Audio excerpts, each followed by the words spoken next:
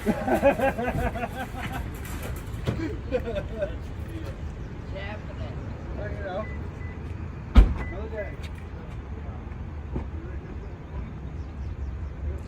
cho lại coi những cái anh đang coi một cái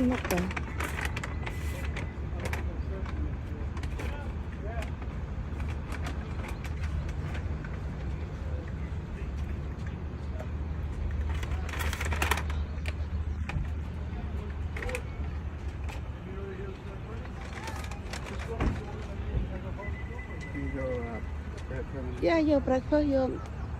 vô thô á hay nên vô thô nè muối máu hay tức mình nè muối chứ